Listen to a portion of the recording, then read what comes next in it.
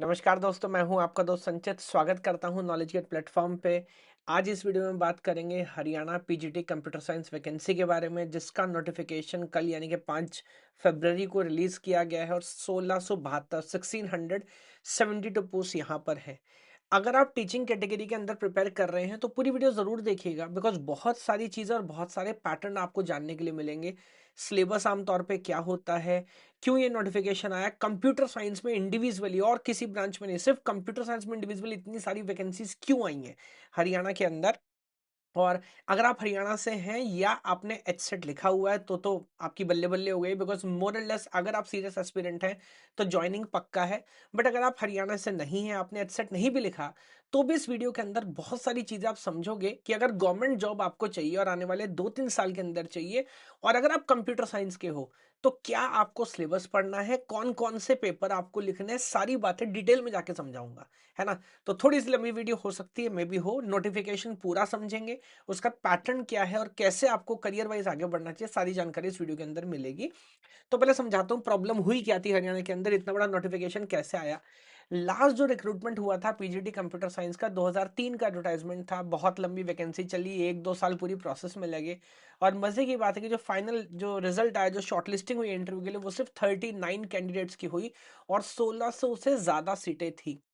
बहुत फ्रस्ट्रेशन था। आयोग का कहना था कि जो मिनिमम कट ऑफ है 35%, बच्चों का कहना था, ऑब्वियसली एस्पिरेंट्स का पेपर बहुत टफ था, बट ज्यादातर बच्चे पेपर पास नहीं कर पाए और सिर्फ 39 कैंडिडेट ही मिल पाए हैं, शॉर्टलिस्ट किए गए हैं। बाकी टेक्निकली सारी की सारी वैकेंसी हमारी खाली चली गई। आमतौर पे एक वैकेंसी आने के बाद दोबारा एक डिपार्टमेंट सेम वैकेंसी लेके आए, उसमें 2-3 साल का समय लगता है। But on the very same day Haryana ने दोबारा अगला राउंड निकाला, है ना, जो कि गवर्नमेंट और आम जनता दोनों के लिए अच्छा था कि चलो इस बार नहीं तो अगली बार सही, फिर से कोशिश करते हैं। और इस बैकग्राउंड के बाद आपको समझना पड़ेगा कि इतनी वैकेंसी कैसे आई। तो मैं क्या करके समझाता हूँ। कंडक्टिंग बॉडी क्या है? Haryana public service commission, HPSC. और secondary education department, government of Haryana का, जो post graduate teacher PGT computer science, जो लोग क्लास 11-12 के लिए पढ़ाते हैं, उनके लिए वैकेंसी है। ग्रुप बी सर्विस है, परमानेंट गेस्टेड पोस्ट है, यानी कि गेस्टेड ऑफिसर आप बन जाएंगे, बच्चों की कॉपी आप अटेस्ट कर सकते हैं। एडवर्टाइजमेंट नंबर 23/2026, पोस्ट का नाम कंप्यूटर साइंस। और प्रेस्टिजियस जॉब है, बिकॉज सरकारी नौकरी आपको मिल जाएंगी, आगे सैलरी और सारे पर्क्स स्ट्रक्चर में आपको बताऊंगा। और बहुत बड़ी अपॉर्चुनिटी है, बिकॉज इस साइकिल के बाद अगर ये साइकिल ठीक चलती है तो मेरे को नहीं लगता कंप्यूटर साइंस हरियाणा के अंदर आने वाले 3-4 साल तक दोबारा वैकेंसी रिपीट होने वाली है, as far as PGT is concern, है ना। तो बहुत इंपॉर्टेंट वैकेंसी। अब बात कर लेते हैं टोटल वैकेंसीज की, वैकेंसी कितनी है। तो बम्पर वैकेंसी हरियाणा में, जैसे जो लोग हरियाणा के हैं वो जानते हैं, दो चीजें होती हैं। एक है रेस्ट ऑफ हरियाणा, एक होता है मेवाड़ कैडर। हरियाणा का एक छोटा सा हिस्सा है जिसको मेवाड़ कैडर के नाम से जानते हैं। सेपरेट आमतौर पे हर जगह पोस्टिंग निकाल दी जाती है। तो यहाँ पर 1594 पोस्ट रेस्ट ऑफ हरियाणा, यानी कि हरियाणा बोल सकते हैं, जनरल है। और मेवाड़ कैडर के अंदर 78 पोस्ट है। ये अलग से इसलिए किया जाता है बिकॉज एक बार अगर आपको मेवाड़ कैडर के अंदर पोस्टिंग मिल गई, जो कि थोड़ा सा एक सेपरेट एरिया है हरियाणा का, तो आप पूरे जीवन फिर वहीं रहने वाले, मतलब उसी में आसपास आपका ट्रांसफर होगा। तो ये थोड़ी सी क्रिटिकल बात हो जाती है। जो रिजर्वेशन है, ये पूरा टेबल यहाँ पर लिखा गया है। 33 परसेंट रिजर्वेशन है यहाँ पे वुमेन कैंडिडेट्स के लिए। आप अगर हरियाणा से बाहर के भी हैं, पूरे देश में कहीं के भी हैं, तो भी आप अप्लाई कर सकते हैं, बट उस केस में आपको से जनरल ट्रीट करेंगे। तो फॉर एग्जांपल अगर आप हरियाणा के बाहर के हैं, maybe you belong to ST category और SC category, then you will be treated as general, बाकी आप अप्लाई कर सकते हैं। 33% रिजर्वेशन यहाँ पर वुमेन कैंडिडेट्स के लिए है, जो कि मेरे को लगता है बहुत अच्छी बात है टीचिंग के अंदर। और बाकी जो जो क्लासेस हरियाणा रिकॉग्नाइज करता है उसके हिसाब से सारा टेबल यहाँ पर मैंने आपको लिया है। तो अब मेरे ख्याल से वैकेंसी रिजर्वेशन में कोई कंफ्यूजन आपको नहीं होना चाहिए। फिर भी आप देखेंगे ओवरऑल जनरल की 800-900 वैकेंसी है, जो कि बहुत है अपने आप में। और लास्ट टाइम तो सब खाली रह गया। आमतौर पर हम बात करते हैं कि रिजर्वेशन है या ये प्रॉब्लम है, इस वजह से वैकेंसी कम आती है, जो आई है वो भी नहीं भर पा रहे हैं, है ना। राजस्थान में भी ऐसा ही देखा गया था लास्ट टाइम। तो थोड़ी पढ़ने की और हमें भी काम करने की जरूरत है। आयोग को जरूरत है थोड़ा आसान पेपर बनाए।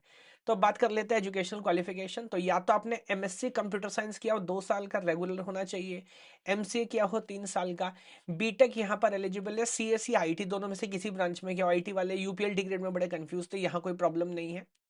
और उसके बाद अगर बात करें जनरल कैटेगरी के अंदर, 55% एग्रीगेट होना चाहिए आपका जो क्वालिफाइंग डिग्री है। अगर कैटेगरी के अंदर है तो यहाँ पर 52.25, थोड़ा सा रिलैक्सेशन आपको मिल जाता है। अब बात कर लेते हैं मैंडेटरी एलिजिबिलिटी की। तो हरियाणा का जो ये एग्जाम है, हरियाणा टीचिंग एलिजिबिलिटी टेस्ट यानी कि HTET, ये जिसको पहले स्कूल टीचिंग एलिजिबिलिटी टेस्ट के नाम से भी जानते थे, ये क्वालिफिकेशन मैंडेटरी है। ये एक तरीका एक तरह का तरीका है हर राज्य का अपने बच्चों को थोड़ा सा अपने एस्पिरेंट्स को प्रायोरिटी देने का।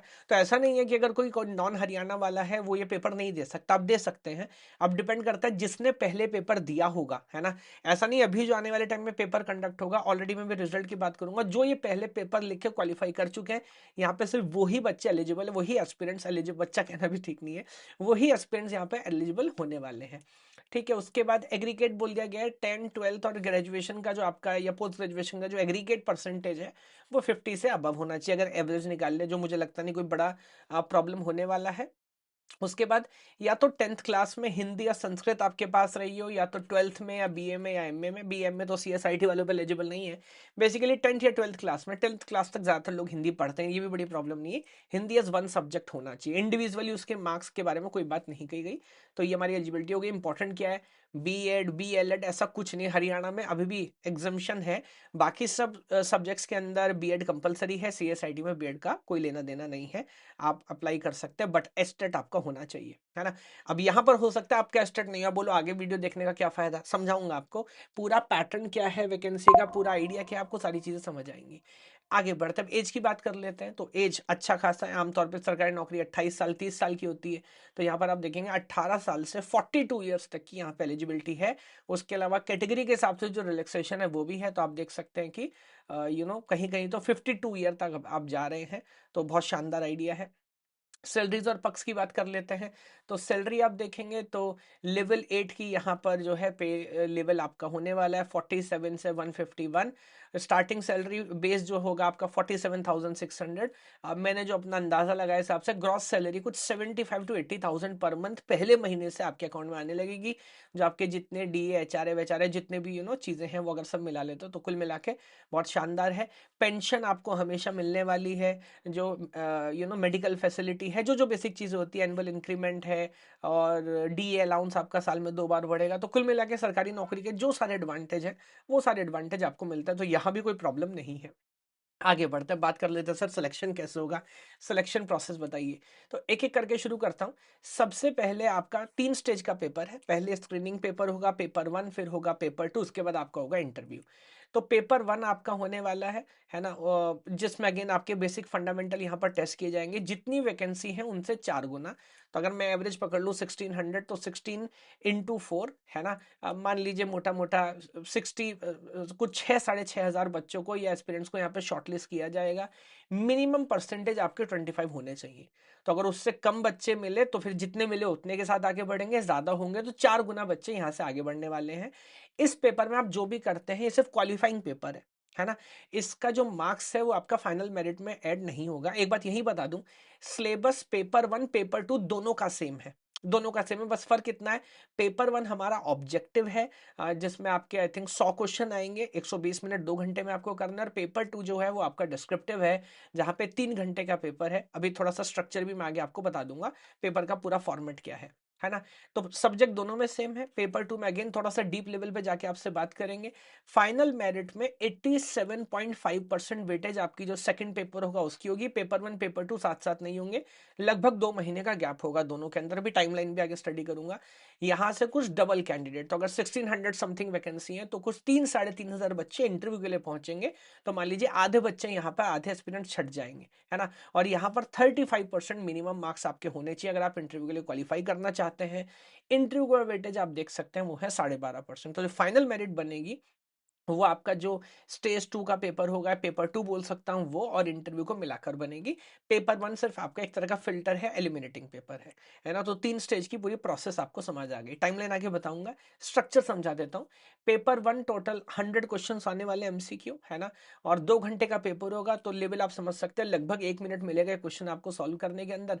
नेगेटिव मार्किंग यहाँ पर है। एक पांचवा ऑप्शन है कि अगर आपको नहीं भी समझ आ रहा तो पांचवा ऑप्शन आपको मार्क करना है, बेसिकली बताने के लिए कि हम अटेम्प्ट कर रहे हैं। अगर आप नहीं करेंगे तो नेगेटिव मार्किंग मिलेगी।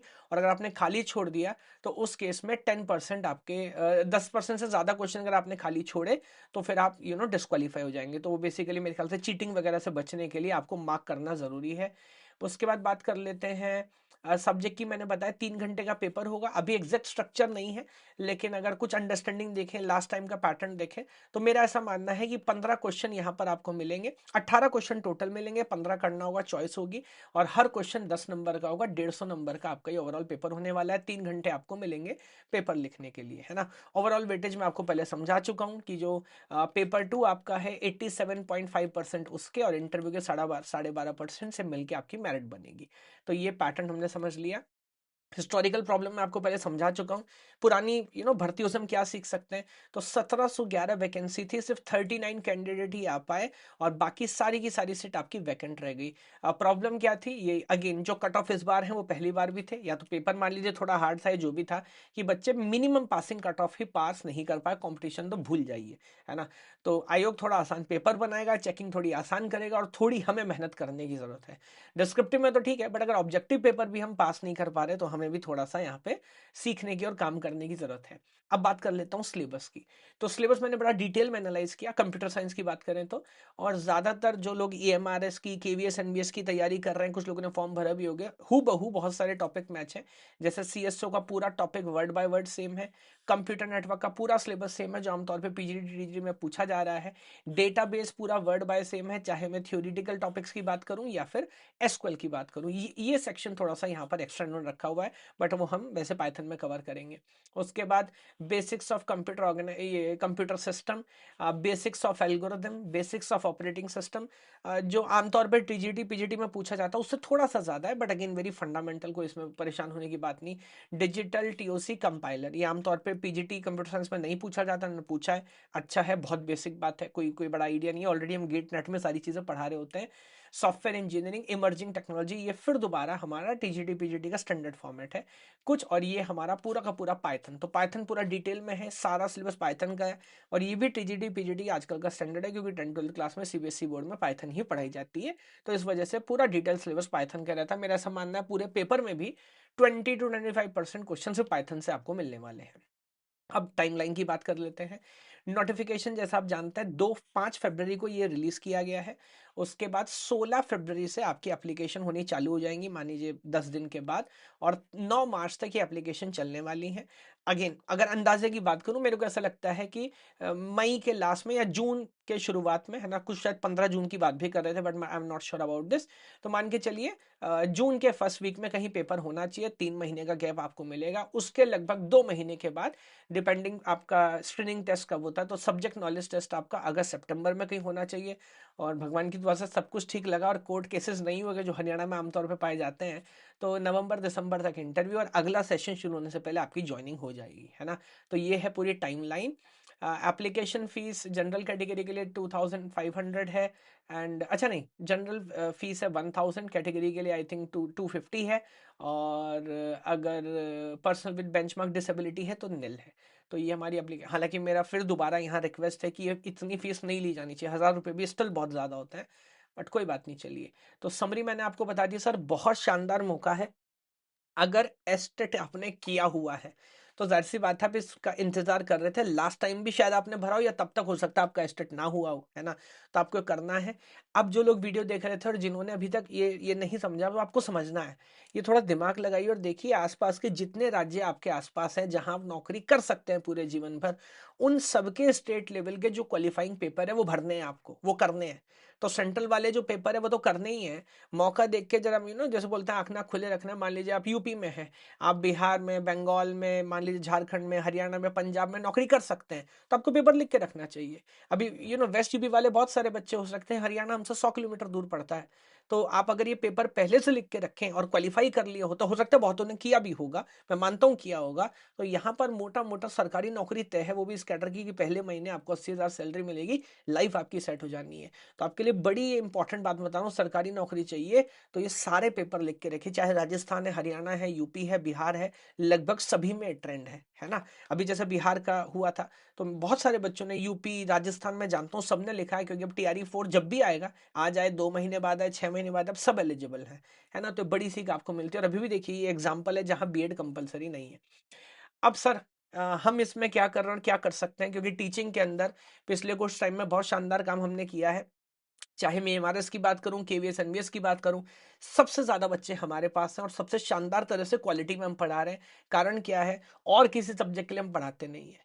तो मैथ मतलब पढ़ा सकते हैं, बट मैं वही बैच चलाता हूं सर जिसमें मेरी अपनी अंडरस्टैंडिंग और क्वालिटी में काम कर सकूं, और लेवल भी ऐसा किया है कि एक नेक्स्ट लेवल पे जाके काम किया क्या कि अभी आपको समझाता हूं। तो यहाँ पर हम ये पूछ नहीं रहे बैच लॉन्च करेंगे ना करें, हम बैच लॉन्च कर रहे हैं क्योंकि कल से इतने सारे बच्चे हमसे पूछ चुके हैं। तो ये हमारा शेड्यूल है। 16 फरवरी से टेक्निकली मानेंगे ये हमारा बैच स्टार्ट हो रहा है, 31 मई तक इस ऑर्डर में किस टॉपिक को कितना समय दिया जाना चाहिए, पूरा सिलेबस हमारा पढ़ा हुआ है, कोई नई बात नहीं है ना। वो सारी चीजें यहाँ पर पूरा कैलेंडर तय है। तो 105 दिन का पूरा शेड्यूल हमने बनाया। पेपर थोड़ा डिले होता है तो और समय मिल जाएगा, वरना 31 मई तक हम अपने हिसाब से अप टू द मार्क चीजों को लेके चल रहे हैं। कोर्स ऑलरेडी वेबसाइट पर लिस्टेड है, लिंक आपको डिस्क्रिप्शन में मिलेगा, आप चाहो तो जाके आज ही एनरोल कर सकते हो। और क्योंकि 2 सीक्वेंस होने वाली हैं, और ये टोटल फीस है, ऐसा नहीं कि टीयर 1 की फीस है tier 1 plus tier 2 total fees है। ये हमारी कोर्स की बात होगी। मैं बता देता हूँ कैसे हमने चीज़ों को अलग किया है। पहली बात तो कट ऑफ, क्योंकि कैटेगरी के हिसाब से बहुत अलग अलग हो सकते हैं। हमारे सिस्टम में गोल स्लाइडर आपको मिलता है, जहां पर आप जाके ड्रैग करके तय कर सकते हो कि मेरे स्कोर क्या टारगेट है। बिकॉज यहाँ पे आप समझिए 100 में से 100 नंबर किसी के आने नहीं है। तो सिलेबस के हिसाब से कितना मेरे को पढ़ना चाहिए, उसी हिसाब से मैं आपको रन टाइम पे करके दिखाता हूँ। जी, तो जैसे आप यहाँ देख सकते हैं गोल स्लाइडर हमारे पास है, और गोल स्लाइडर पे हम क्लिक करते हैं, और जैसे ही हम क्लिक करेंगे ऑटोमेटिक, यहाँ देखिए जैसे हम क्लिक करेंगे ऑटोमेटिकली कितने घंटे का टोटल कंटेंट है और कितने घंटे में कितना सिलेबस, कितने मार्क्स आप पढ़ सकते हैं, वो ऑटोमेटिकली रीसेट होगा। और जैसे आप यहाँ पे क्लिक करते हैं, जैसे ये सेम सिलेबस है यहाँ हरियाणा पीजीटी के लिए भी, तो कौन कौन से टॉपिक अभी आपके, जैसे मैं अगर इसको थोड़ा नीचे कर देता हूँ तो देखिए टॉपिक हमारे भी हट जाएंगे, और आप पूरा सिलेबस कवर करना चाहते हैं तो सारे के सारे टॉपिक आ जाएंगे। तो गोल स्लाइडर पे हमने यहाँ पर काम किया है। टोटल कंटेंट आप कोर्स का देख सकते हैं, ऐसा ही कंटेंट हमारा इधर भी बनेगा हरियाणा पीजीटी के लिए। उसके अलावा जो सबसे इंपॉर्टेंट बात है वो है क्वेश्चन की सीक्वेंसिंग और पीवाईक्यू के ऊपर फोकस। तो ज्यादातर कोर्सेज में क्या होता है, बैक टू बैक थ्योरी यहाँ पर पढ़ा रहे होता है। अगर मैं आपको दिखाऊं सेम कैटेगरी के अंदर कितने एग्जाम में हमने काम किया, बहुत सारे एग्जाम है, बट अगर हम केंद्रीय विद्यालय जिनका पैटर्न एकदम सेम है, नवोदय विद्यालय, अगर मैं ईएमआरएस आपके सामने ऐड कर रहा हूँ, और कौन सा आई इसरो छोड़ देते हैं, राजस्थान ले लेते हैं, बिल्कुल सेम पीजीटी का है, और पॉलिटेक्निक भी छोड़ देता हूँ, नेट एक नंबर ऊपर का हो जाता है। अब बीपीएससी में कंसिडर कर सकता हूँ, सेम कैटेगरी है। डीएसएस भी हमारी देखिए सेम कैटेगरी है, और बाकी छोड़ देते हैं। तो अभी भी आप देखेंगे ओवरऑल कितने क्वेश्चन नजर आ रहे हैं। सो टोटल लगभग 5000 पीवाईक्यू क्वेश्चन हमारे पास है। तो एग्जैक्ट पैटर्न पे जब तैयारी करोगे ना सर, तब सिलेक्शन होगा। तो किसी भी टॉपिक में कितने क्वेश्चन पढ़ने, कैसे करने, केंद्रीय विद्यालय, Navodaya Vidyalaya, even Haryana PGT last वाला जो पेपर हुआ था, वो सारा कलेक्शन, तो ये हमने यहाँ पर काम किया है। कौन से टॉपिक इंपॉर्टेंट है, कहाँ से कितना पढ़ना चाहिए, सिलेबस बहुत बड़ा है, सबसे आता है क्या, तो ये मैं आपको दिखाता हूँ, लाइव दिखा देता हूँ। हॉटस्पॉट्स हमने बनाए हैं। अभी ये हमारा सिस्टम बता रहा है बेस्ड ऑन 5000 क्वेश्चंस पीवाईक्यू जो कि टीजीटी पीजीटी में पूछे गए हैं, नॉर्मली किन किन टॉपिक से कितने क्वेश्चन आ रहे हैं। चलो देखते हैं डेटाबेस में कहाँ से क्वेश्चन आता है। बेसिक से ज्यादा नहीं, यहाँ से ज्यादा नहीं, की से बहुत ज्यादा नहीं, 70% ऑफ द क्वेश्चन एसक्यूएल से पूछे जा रहे हैं, ये डेटा बता रहा है। सर एसक्यूएल में कहाँ से आता है, तो आइए इसमें देखते हैं। Select clause, where clause, operator, DDL, DML, ये यहाँ से आप देख सकते हैं 30% क्वेश्चन यहाँ से आ रहे हैं। 23% क्वेश्चन लाइब्रेरी फंक्शन से आ रहे हैं। ग्रुप क्लॉज से 20% क्वेश्चन आ रहे हैं। तो ये सारी मैपिंग हमने बैकएंड पे की है, जिसकी वजह से हम श्योर है कि होता क्या, बच्चा पढ़ते जा रहा, पढ़ते और समझ नहीं आ रहा पढ़ना क्या है। तो यहां से इतने क्वेश्चन प्रैक्टिस करते करते आप थक जाओगे। सब हमने किया है। हर कोर्स के अंदर स्कोर बोर्ड आपको मिलेगा, लीडर बोर्ड मिलेगा। उस बेस पे आपकी रैंक चलती है बैच के अंदर, आपको पता लगता है आप कैसा कर रहे हो, कितने क्वेश्चन आपने सॉल्व किए, कंसेप्ट वीडियोस कितनी देखी, टेस्ट कितने लिखे, कंसिस्टेंसी रोज प्लेटफॉर्म पे आ रहे कि नहीं आ रहे, वो सारी चीजें। बिकॉज सेल्फ ड्रिवन कोर्स है, सेल्फ मोटिवेटेड रहना जरूरी है। उसके अलावा हर मॉड्यूल के बाद टेस्ट, ओवरऑल ग्रैंड टेस्ट, वो सारी चीजें, टेस्ट सीरीज आपको चाहिए वो ऑब्वियसली मिलने वाली है। कम्युनिटी यहाँ पर है गवर्नमेंट जॉब की, वहां पर आप जाके इंटरेक्ट कर सकते हैं, किसी से चैट कर सकते हैं। आप देखिए लीडर बोर्ड में कौन अच्छा काम कर रहा है, प्लेटफॉर्म नेक्स्ट लेवल, एआई का इस्तेमाल करके लीडर बोर्ड में कौन अच्छा। शिवांग अभी टॉप पे चल रहा है, चलो शिवांग को मैसेज करता हूँ, भाई ये तैयारी कैसे कर रहे हो, मैं पढ़ नहीं पा रहा। उसके अलावा मैं खुद बीच बीच में टेल मी एनीथिंग सेशन लगा रहा होता हूँ, गाइडेंस सेशन लगा रहा हूँ, तो आप लोगों को गाइड मोटिवेट करने के लिए मैं कोशिश करता हूँ हर हफ्ते में एक बार आप लोगों से लाइव इंटरेक्शन करूँ। बाकी सारा कंटेंट, वीडियो, क्वेश्चन सब कुछ है ना। तो जिसको पढ़ना है सर उसको कर लेना है। आई थिंक सारी इन्फॉर्मेशन मैंने बता दी है। हरियाणा पीजीटी के अगर अंदर आप हैं तो हमसे अच्छा कोई नहीं पढ़ा सकता। कंप्यूटर साइंस की बात करूँ, बाकी किसी ब्रांच की बात नहीं कर रहा, है ना?